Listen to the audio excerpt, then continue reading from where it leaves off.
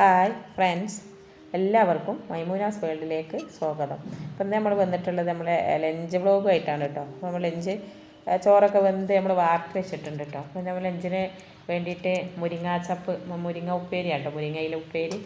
പിന്നെ മീൻ വാങ്ങിയിട്ടുണ്ടായിരുന്നു, അത് ഫ്രൈ ചെയ്യാമെന്ന് വിചാരിച്ച് റെഡിയാക്കി വെച്ചിട്ടുള്ളതാണ് കേട്ടോ. പിന്നെ മീൻ കറിയാണ് ഉണ്ടാക്കിയത്. നമ്മൾ ഇന്ന് മീൻ കൊണ്ട് നമ്മൾ fish fry, viral fish fry ഉണ്ടല്ലോ, ട്രെൻഡിങ് ഫിഷ് ഫ്രൈ, അത് ഉണ്ടാക്കുകയെന്ന് വെച്ചിട്ടാണ് മീനൊക്കെ റെഡിയാക്കി വെച്ചിട്ടുണ്ടായിരുന്നത്.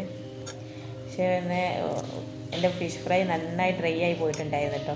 അത് നമ്മളൊരു ലഞ്ച് കുറച്ച് വൈകിട്ട് തിരക്ക് പിടിച്ച് ഉണ്ടാക്കിയത്, അതുകൊണ്ട് വേണ്ട പോലെ അത് തയ്യാറാക്കി എടുക്കാൻ കഴിഞ്ഞിട്ടില്ലായിരുന്നു കേട്ടോ. നമുക്കതങ്ങ് ഉപ്പേരിണ്ടാക്കലെല്ലാം കൂടിയായിട്ട് കറി വെക്കലൊക്കെ തിരക്ക് പിടിച്ചുണ്ടാക്കിയത് തന്നെ.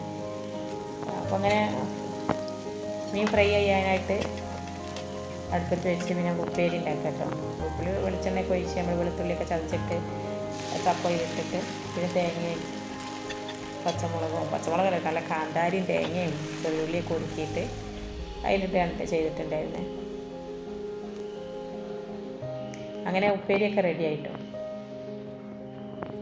ഉപ്പേരി മീനൊക്കെ റെഡി ആയിട്ടുണ്ട്.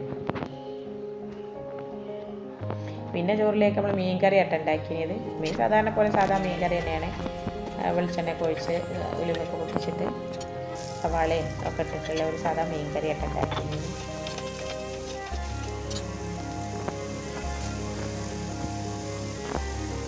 നമ്മൾ ലഞ്ചൊക്കെ ഉണ്ടാക്കി ഒരുപാട് വൈകിപ്പോയി കേട്ടോ. ലഞ്ചൊക്കെ ഉണ്ടാക്കി കഴിഞ്ഞപ്പോഴത്തേക്ക് 3 മണിയൊക്കെ ആയി കേട്ടോ. പിന്നെ സ്കൂളൊക്കെ ഉള്ളതുകൊണ്ട്, കുട്ടികളൊക്കെ സ്കൂളിൽ പോകുന്നതുകൊണ്ട് പിന്നെ ലഞ്ചൊക്കെ അതുകൊണ്ടിട്ട് അങ്ങനെ നേരെ വൈകിയാലും അങ്ങനെ കുഴപ്പമില്ലാത്തതുകൊണ്ട്. കാരണം എൻ്റെ ഫിഷ് ഫ്രൈ ആയില്ലേ, കണ്ടില്ലേ, നല്ല ഡ്രൈ ആയിട്ടുണ്ടായിരുന്നു, മൊരിഞ്ഞു പോയി ഫിഷ് ഫ്രൈ.